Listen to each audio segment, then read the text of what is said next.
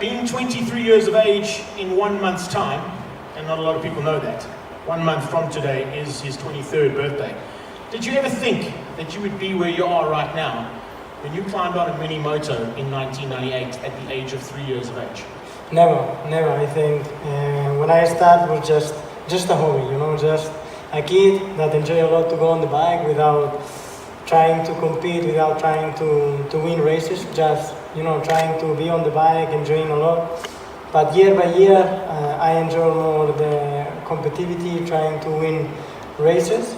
And I start to think, okay, I can realize this dream when I enter in the World Championship with the 1 to 5.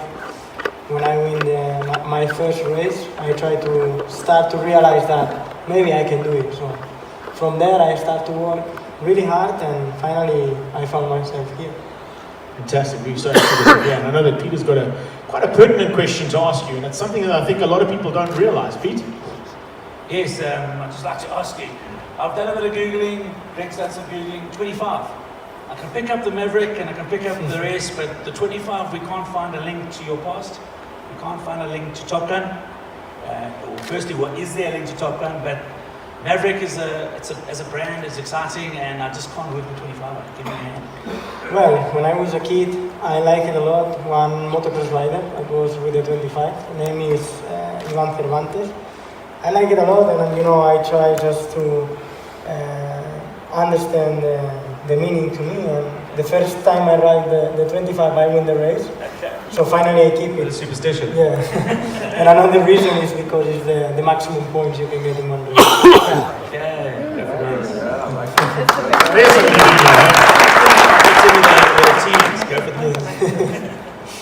Incredible to think that, because I've spent the last 20 years looking for reasons for riders to have certain numbers and the superstitions that happen behind it. Now, Pete mentioned the fact that there is a Top Gun relationship as well. And if none of you know, Top Gun is actually Maverick's favorite movie. It's also mine, by the way, but only for different reasons. And I hate watching it because every time I do, Gooseman dies. So tell us what the reason is for the Maverick, and of course, now looking at the Top Gun issue as well. Well, we are similar on the speed. We need the speed. It's something similar, as I quite similar to him in this character. Both are competitive. But anyway, the name came from my father because he likes a lot the movie, and he just called me Maverick. That's the reason. Thank goodness he didn't name you Tom Cruise. Anyway, so that clears that up for us now. But considering the fact that you're in this magnificent Bidvest building, it's the only one of two, if I'm not mistaken, Pete, that has both moto and music. Correct. In the same building, in the world. So same distributor. Same distributor, taking the music and the motor aspect of Yamaha. Now, we're going to throw a question at you, and if you give us the positive answer, there is a massive array of musical instruments out there. Do you play any of them? And can you give us a jam session after this? Well, I'm not a great player. Sometimes at home I had one piano in my old home, and I just, for play, just take 2 notes or 3 notes. But anyway, I like a lot the music, so I like a lot the bass, the beats. Okay. So more of the house and techno type music? Yeah, exactly. Okay. Dance music more than anything? Yeah, exactly. Okay, so Julio Garcia's in the house. He's going to be interviewing you tomorrow from Mix FM. Yeah. He has an array of music that you will not believe, because this morning's show, he started with Johnny Cash, I Walk the Line. And the second song he played was 9 Inch Nails, Closer. And then went to some dance tune that I've never ever heard of in my life. So good luck on that one for tomorrow, okay? Right, your racing hero, as you've put in there. Sorry, let's go back to this question first. Going back to this season, you had a phenomenal season. For someone to get onto a motorcycle for the first time in a new team and win on debut has only been done twice. Once by Valley and once by Casey Stoner. How awesome was it to be at the top end at the beginning of the season? And then I'm going to finish the question with saying, it shows you just how much pressure you guys are under, because it went a little bit south and then came back again in the end. Take us through it. Well, when I started the season, for me it was amazing. It was like in a dream, I was like, well, it's true, I'm leading the World Championship by a lot of points already in 4 races. But anyway, something that changed a lot was the tires during the season. In the beginning we had really soft tires and our bike was working really well with that soft tires. We could push the bike a lot. But after they changed the tire, for us it was very difficult to get used. The real hard tires especially give to us very bad confidence going to the corner. So there we needed to improve fast. But it was very difficult to work on it because we didn't have any test to try to improve the bike. So we was going race by race and that's really difficult to improve. But anyway, at the end we found a little bit the way and I think for next year for sure. We solved the problem, we know what was the problem and we can be again competitive as in the beginning. I think that also takes me to a question that I was going to ask later on in there, but you've spoken about it. The importance of testing. And with the new rules for next year, is that going to place more pressure on the teams?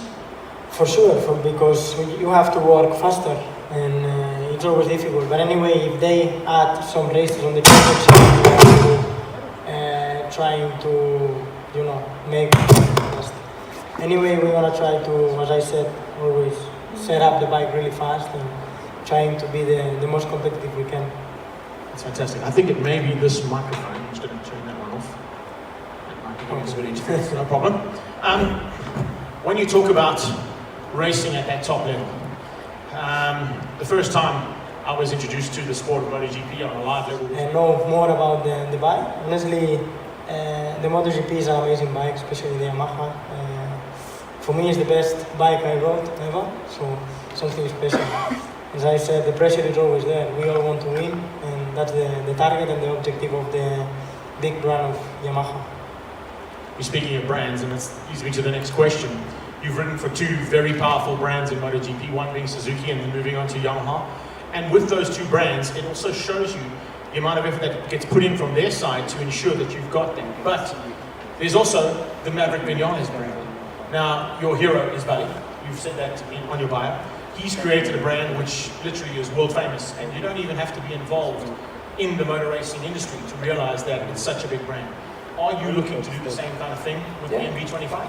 For sure, we are trying to work really hard to make a good image, build the image, trying to be really big at the future.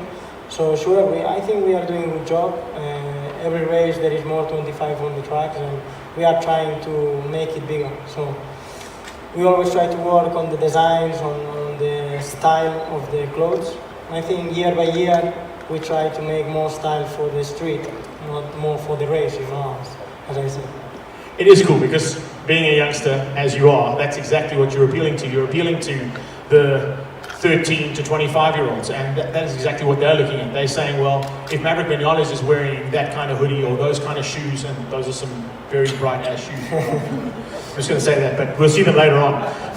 You probably see them through that black cloth in front of you. That's how bright they are. But more importantly is, when you look at that kind of thing, you're involved now with a very powerful brand in terms of MotoGP and the history behind it when it was still 500cc Grand Prix bikes, etc. How awesome, and I have to say this because it must have been one of the most incredible moments in your racing career, to take that 500th Grand Prix victory for Yamaha at Le Mans. I think it was the most important victory of the year because we came from one crash in Austin, then in Jerez. The result was not so good, and then in Le Mans it came to the 500 victory. Apart that the race was very nice, big battle with Valentino and Johan, it was a good day for Yamaha, and take the 500 victory was amazing for me. Being on the history is something always really nice. I'm sure they went to you and said, listen, can you sign for a couple more years after that? Or was there nothing in the contract about that? I hope. I hope. So, as you can see, you've only been into this side of things, but when you go through to the other side of the hall, you can see that Yamaha South Africa here have gone all out to ensure that you are welcome, first of all, and that you're going to enjoy your track experience. But, as I spoke to you in the back room there, you will be the first MotoGP rider to ride the new version of Kyalami. And unfortunately, there's no PlayStation, there's no Xbox, and there's no social media version of that track, other than maybe Clint Seller or Blaze Baker or one of those riders doing a hot lap and an onboard. Have you had a look at the circuit at all? No, I honestly don't check the track. I've been playing a little bit in the MotoGP, but when I was a kid in 2004, so it's a long time. It's changed a bit since It's a then. long time ago. But anyway, let's see if for sure I can learn quite fast the track. I'm good at that, and let's see. For sure I will push. Well, on top of that, we're going to ask you the final question I was going to ask you as the last question. I'm going to come to it right now, though. More importantly is, currently, there are two very fast four-wheeled versions of motor cars that have been around that circuit and set an outright lap record. I'm sure Yamaha South Africa and Yamaha worldwide would love, particularly considering the affiliation to the other brand of motorcycle that is affiliated to Kyalami, and that's Ducati, to have a Yamaha as the outright lap record. Do you think this beast has got what it takes, or should we maybe look at something else? Well, did you bring my M1? Maybe I can do the lap record. Oh, come on, good best. I'm not Craig. I know you've got a little bit extra budget. We could have made a plan. Then I promise that I do the lap. All right, so there you go. If we bring the M1, he's going to set the outright lap record. There you go. I think it'll be pretty awesome. And as I said, it's the first time we're going to see a MotoGP rider at Kyalami, which I'm sure a lot of you are aware of. If you're not, there you go. But there have been some incredible MotoGP or 500cc Grand Prix races at Kyalami in the past, which I'm sure you've had a look at as well. The likes of Kevin Schwantz winning here, doing an incredible job in his time, and Wayne Rainey. Now, when you look at the brand that Yamaha has built in MotoGP, are you proud to be associated with that brand? Yeah, for sure. And I was associated with the two brands, with the riders I follow more when I was a kid, Kevin Schwantz and Wayne Rainey. So it's something unbelievable. We meet with Wayne Rainey in Austin, and it's incredible, you know. It's something you watch when you were a kid, and it's just there. Something you realize, and I think maybe for the kids, I am like when I was a kid to the other ones. That's something really special. Pete? Yeah, just again, once we finished here, we tried for the M1, we really did. We put something down there, if we can get something going inside what you can find comfortable with, would be great.